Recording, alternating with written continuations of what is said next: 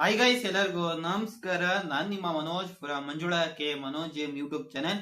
Guys, KCET 2026 ಇಂದು first round seat allotment result ಆಗ್ಲಿ announce ಆಗಿದೆ. ನಿಮ್ಗೆ ಗೊತ್ತಿರಂಗೆ ಇವಾಗ ನಿಮ್ಗೆ 4 ಚಾಯ್ಸ್ ಕೊಡ್ತಾರೆ. ಇವಾಗ ಆ 4 ಚಾಯ್ಸ್ ಬಗ್ಗೆ ಡೀಟೇಲ್ ಆಗಿ ತಿಳ್ಕೊಳ್ಳೋಣ. ಓಕೆನಾ ಗೈಸ್, ಇವಾಗ ಚಾಯ್ಸ್ 1 ಅಂದ್ರೆ ಸಿಂಪಲ್ ಆಗಿ ಹೇಳ್ತೀನಿ, ನಿಮ್ಗೆ ಆ ಕಾಲೇಜ್ ಇಷ್ಟ ಆಗಿದೆ ಗುರು, ನಾನು ಅದೇ ಕಾಲೇಜ್ ಹೋಗಿ ಅಡ್ಮಿಷನ್ ಆಗ್ಬೇಕಷ್ಟೇ, ನನಗೆ ಅದೇ ಕಾಲೇಜ್ ಬೇಕು ಮಾಮ್, ನಾನು ಅಲ್ಲೇ ಹೋಗಿ ಅಡ್ಮಿಷನ್ ಆಗ್ತೀನಿ, ಆ ತರ ನಿಮ್ಮ ಮನಸ್ಥಿತಿ ಇದ್ರೆ ನೀವು ಸಿಂಪಲ್ ಆಗಿ ಚಾಯ್ಸ್ 1 ಕೊಡ್ಬೇಕಾಗತ್ತೆ.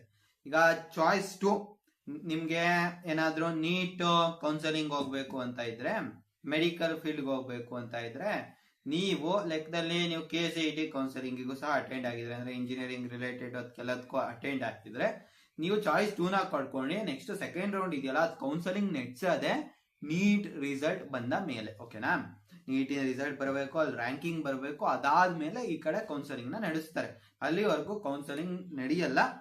ಓಕೆನಾ, ಅದು ನಿಮ್ಗೆ ಕ್ಲಿಯರ್ ಕಟ್ ಆಗಿ ಅರ್ಥ ಆಯ್ತು ಅನ್ಸುತ್ತೆ. ಯಾವ್ಯಾವ ಮೆಡಿಕಲ್ ಕಾಲೇಜಸ್ ಎಲ್ಲ ಬರುತ್ತೋ ನೀವು ಮೇಲೆ ಆರ್ಡರ್ ಮಾಡ್ಕೋಬಹುದಾಗಿರತ್ತೆ, ಸರಿನಾ. ಇವಾಗ ನಿಮ್ಗೆ ಮೊದಲನೇ ಸಿಕ್ಕಿದ್ರು ಸಹ ನೀವು ಮೆಡಿಕಲ್ಗೆ ಹೋಗ್ಬೇಕು ಅಂತ ಇದ್ರೆ ಚಾಯ್ಸ್ 2 ಕೊಟ್ಕೊಂಡು ನೀವು ಮೇಲೆ ಏನ್ ಬೇಕಾದ್ರೆ ಎಂಟ್ರಿ ಮಾಡ್ಕೋಬಹುದು, ಸರಿನಾ. ಬಟ್ ಕೆಳಗಡೆ ಇರ್ತಾವಲ್ಲ ಅದು ಹೊಂಟೋಗತ್ತೆ. ಇಲ್ಲಪ್ಪ ನನಗೆ ಇಂಜಿನಿಯರಿಂಗ್ ಅಲ್ಲೇ ಬೇಕು, ಬಟ್ ಇವಾಗ ನಾನು 100 ಆಪ್ಷನ್ ಎಂಟ್ರಿ ಮಾಡಿದೀನಿ, ನನಗೆ 50ನೇ ಸಿಕ್ಕಿದೆ, ನನಗೆ ಮೇಲಿನ ಪ್ರಯಾರಿಟಿ ಬೇಕು, 50ಗಿಂತ ಮೇಲಿನ ಬೇಕು, ಇಲ್ಲ 50 ಓಕೆ, ಬಟ್ ಕೆಳಗಡೆ ಹೋಗ್ಬಾರ್ದು, ನಾನು 50ನೇದಾರು ಸಿಗ್ಲೇಬೇಕು, ನನಗೆ ಮೇಲಿಂದ ಯಾವ್ದು ಸಿಗ್ಲಿಲ್ಲ ಅಂದ್ರು.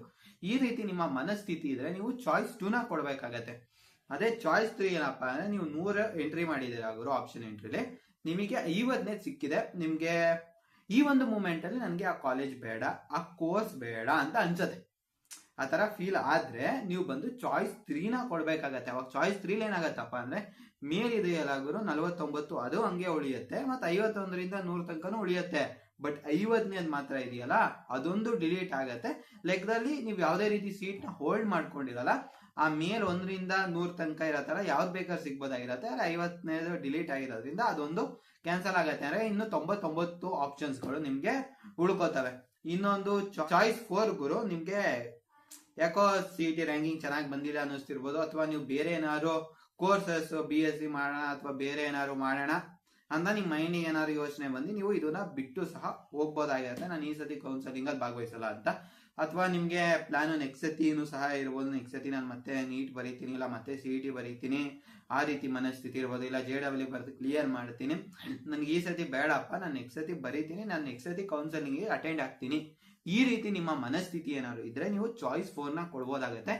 ಗೈಸ್, ನಾನು ನಿಮ್ಗೆ ಹೇಳಿರೋದು ಕ್ಲಿಯರ್ ಕಟ್ ಆಗಿ ಅರ್ಥ ಆಗಿದೆ ಅಂತ ಅನ್ಕೊಂಡಿದೀನಿ. ನೀವೇನಾದ್ರು ಡೌಟ್ಸ್ ಇದ್ರೆ ನೀವು ಕಾಮೆಂಟ್ ಸೆಕ್ಷನ್ ಅಲ್ಲಿ ಕಾಮೆಂಟ್ ಮಾಡ್ಬೋದು. ಜೊತೆಗೆ ನೀವಿನ್ನೂ ನಮ್ಮ ಚಾನಲ್ಗೆ ಸಬ್ಸ್ಕ್ರೈಬ್ ಆಗದೆ ಹೋದ್ರೆ ದಯವಿಟ್ಟು ಸಬ್ಸ್ಕ್ರೈಬ್ ಆಗಿ, ಜೊತೆಗೆ ಪಕ್ಕದಲ್ಲಿರುವ ಬೆಲ್ ಐಕಾನ್ ಅನ್ನು ಕ್ಲಿಕ್ ಮಾಡಿ. ಗೈಸ್, ಜೈ ಹಿಂದ್, ವಂದೇ ಮಾತರಂ.